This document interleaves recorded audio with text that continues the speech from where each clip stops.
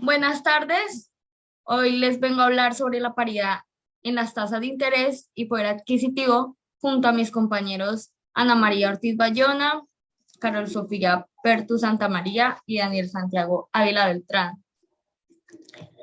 Iniciamos con el poder adquisitivo, que es un indicador económico que sirve para comparar el nivel de vida entre distintos países, teniendo en cuenta el Producto Interno Bruto per cápita en términos del coste de vida en cada país. Ahora, en cuanto a paridad, pues esta paridad afirma que los tipos de cambio entre las diversas monedas deben ser de tal manera que permita que una moneda tenga el mismo poder adquisitivo en cualquier parte del mundo. Bueno, ya como nuestra compañera nos explicó, el PIB es una de las maneras de lograr obtener el resultado individual de cada país para poder llegar a la paridad de poder adquisitivo entre dos países, que se tiene que hacer la comparación siempre.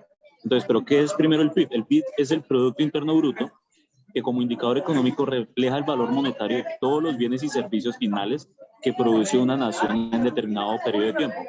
Ahora, tenemos dos posibles escenarios en cuanto a lo que significa el cálculo del PIB, que está compuesto por el consumo, la inversión, el gasto público y la balanza comercial.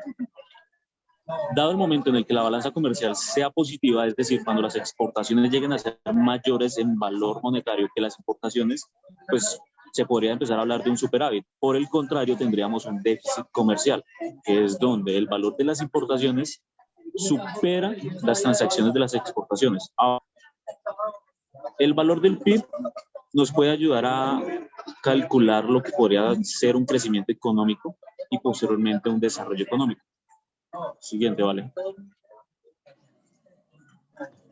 Ahora, una manera muchísimo más simplificada de poder explicar o comprender la paridad de poder adquisitivo es mirando el índice del Big Mac, que fue un índice que la creó la revista The Economist en el año 86 con el fin de medir el poder adquisitivo de los países en función del precio de la hamburguesa que realiza McDonald's en los países que está presente. ¿Listo? Bueno, ahora vamos con la fórmula con la que se puede hallar el poder adquisitivo. Entonces, dicen que se puede hallar con esa fórmula que es índice del poder adquisitivo igual a I0 sobre I1%, donde I0 es el índice de precios al consumidor, considerándose como periodo de referencia, y I1, índice de precios al consumidor, considerándose el periodo investigado. Ahora, tenemos un ejemplo donde dice que se consideró que el índice de precios al consumidor era de 1.564,3 para noviembre del 2006 y de 2.429,4 para junio del 2007. Además, cuando se hizo el cambio de base para el mes de junio del 2007, que fue de 155,3, pues con estos datos se pudo calcular tanto el poder de compra como el índice del poder adquisitivo para junio respecto a noviembre del 2003. Tenemos la solución donde se puso el poder adquisitivo igual a 1 sobre el índice del poder de compra, que fue el de 155,3, y se multiplicó por 100, lo cual nos dio 0,6439. Entonces, por lo anterior, esto quiere decir que un peso de noviembre del 2006 para el mes de junio del 2007 vale 64 centavos y por lo tanto su valor se ha reducido durante este periodo en 36 centavos.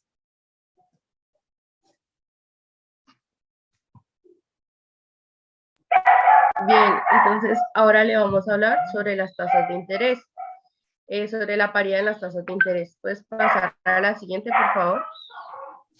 Entonces, antes de entrar como la definición, vamos a entrar en un pequeño contexto sobre qué es paridad y qué es tasa de interés. Entonces, en paridad tenemos que es un concepto que hace referencia a algo que tiene semejanza o similitud y en este caso tiene relación con una moneda con la otra o de una divisa con la otra.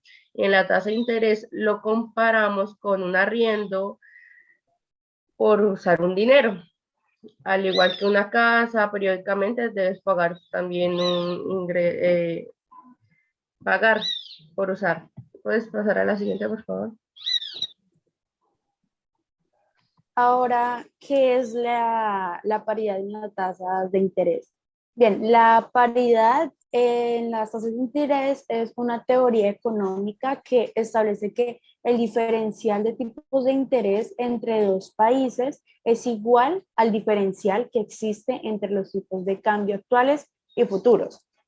En otras palabras, se podría decir que lo que hace esto es que establece si es que existe una diferencia positiva en los tipos de interés, pues también la tendrá que haber en los tipos de cambio, de manera que el tipo de cambio futuro sea mayor al que existe en la actualidad.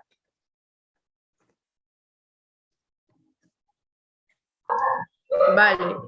¿Qué necesitamos para que un país pueda operar en la paridad de las tasas de interés? O sea, son 4 puntos. En primer punto, tenemos que un régimen cambiario libre de rotación. De segundas, un mercado de dinero líquido y eficiente.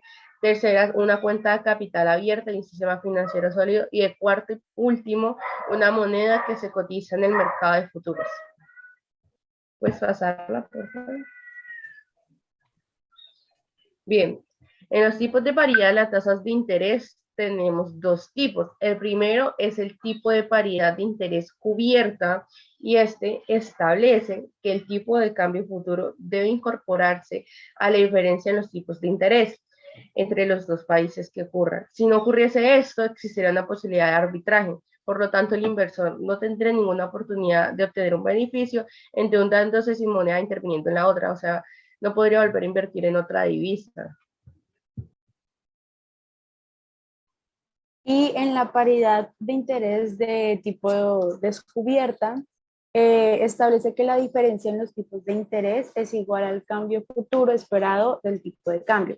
Es decir, que si la diferencia de tipos de interés es del 2%, la moneda con mayor tipo de interés se debería de evaluar un 2% en el futuro.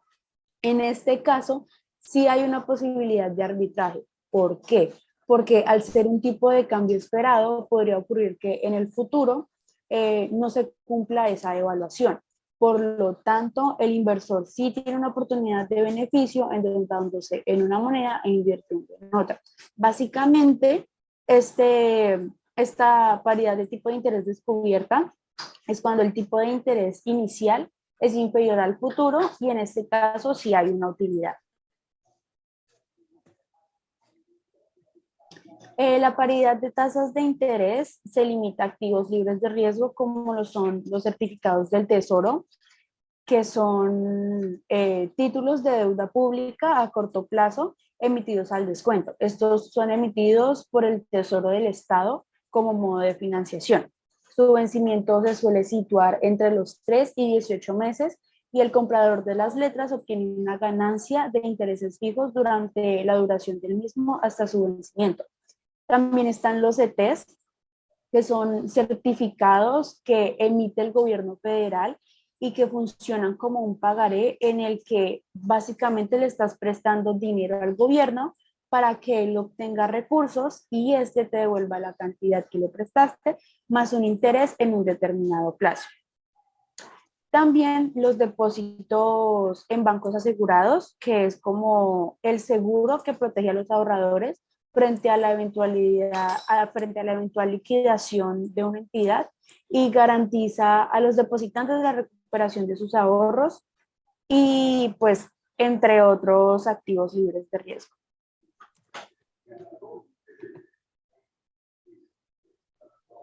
Bien, ya para la fórmula, pues tenemos la fórmula es D sobre XT igual a D sobre XT sobre 1 más tipo de interés doméstico más sobre 1 más tipo de interés extranjero. Y para explicarla, les tenemos un ejemplo en Excel. Vamos a explicar primero, tenemos el spot, que es el tipo de cambio actual entre ambas monedas, la D, que es mercado doméstico, y el X, que es el mercado extranjero. Algo interesante aquí es que cuando vamos a hacer una lectura para el tipo de cambio actual entre ambas monedas, se empieza se lee de derecha a izquierda. En este caso hipotético estamos manejando pesos mexicanos, o sea, 20.009.480 pesos mexicanos equivalen a un dólar. O sea, en este caso también el dólar sería la moneda cotizada, o sea que sería la moneda doméstica, por lo tanto el dólar es la moneda extranjera. El impuesto para el dólar y impuesto para el peso mexicano. Entonces, para la fórmula, pues para la fórmula tenemos lo siguiente. Se toma los 20.904.480 pesos mexicanos, eso se multiplica por 1 más el tipo de interés, o sea, en este caso sería el doméstico, que es el mexicano, que será 4,50%, cerra paréntesis, y esto se divide sobre 1 más el tipo de cambio extranjero, que es el dólar, que es 2,50%, dándonos por resultado 213.567, la diferencia para hacer el tipo de cambio actual entre las monedas.